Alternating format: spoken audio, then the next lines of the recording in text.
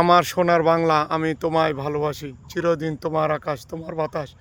এই বাংলাদেশের সঙ্গীত বাংলাটি পথ ধরে আজকে আমি আপনাদের সামনে নতুন একটি ব্লগ ভিডিও নিয়ে হাজির হয়েছি। আপনার যদি ভালো লেগে থাকে তাহলে আপনাদের পছন্দ হলে বন্ধুবান্ধবের কাছে শেয়ার করে দেবেন। দেখেন সবুজ শ্যামলের রেশ, কত সুন্দর একটি বাংলাদেশ।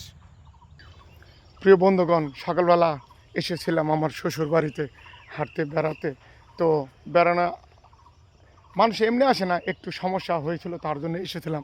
দেখেন গ্রাম বাংলার রূপালী সবুজ শ্যামল বাংলাদেশ, এই বাংলাদেশের প্রকৃতি কত না সুন্দর লাগতেছে।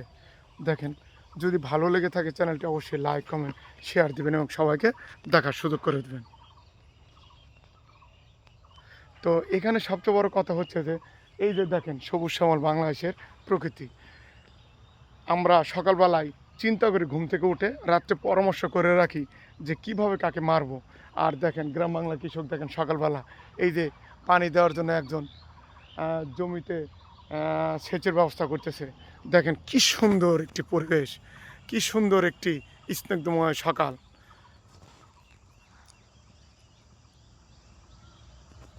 তো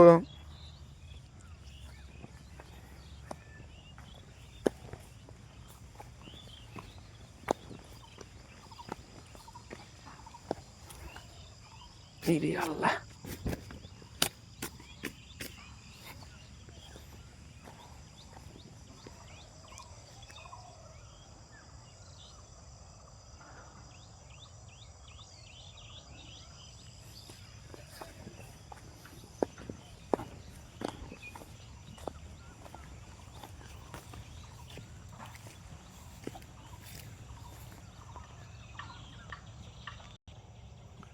কি সুন্দর একটি মনোরম পরিবেশ। আমার সামনে পূর্ব আকাশে সূর্য, তারপরে এদিক দিয়ে সুজলা সফলা সবুজের মাঠঘাট ভরে গেছে আবাদে। তো একটা কথা হলো যে যখন আপনার সবুজের পাশে দিয়ে হাঁটবেন তখন আপনার মন ভরে যাবে, শান্তি থাকবে। এই যে এক কৃষক ভাই জমিতে সেচ দেওয়ার জন্য পানির ব্যবস্থা করেছে। দেখেন গ্রাম বাংলার প্রকৃতি, আসলে গ্রাম মানুষের জীবনযাপনগুলো হয় সত্যি সুন্দর, যা ভাষায় প্রকাশ করা যায় না। ওরা সারাদিন মনে করে যে আমি কিভাবে, ওরা অগর টাকা পয়সা চায় না, ওরা দিন হলে মাঠে ঘাটে কাজ করে এবং রাত হলে ওরা ঘুম পাড়ে, আবার সকালবেলা চিন্তা করে যে আমি কিভাবে আমার ফসল উঠাবো।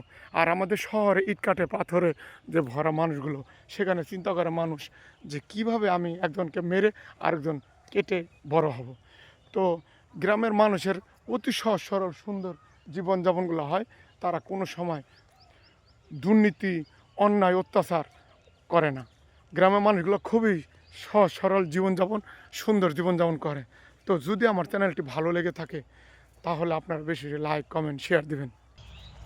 তো আপনাদের জানি না কতটুকু আনন্দ দিতে পেরেছি। যদি ভালো লেগে থাকে তাহলে অবশ্যই আমার ভিডিওটা বেশি বেশি লাইক কমেন্ট শেয়ার দিয়ে সবাইকে দেখার সুযোগ করে দেবেন। আজকের মতো এখানে শেষ করি। আল্লাহ হাফেজ।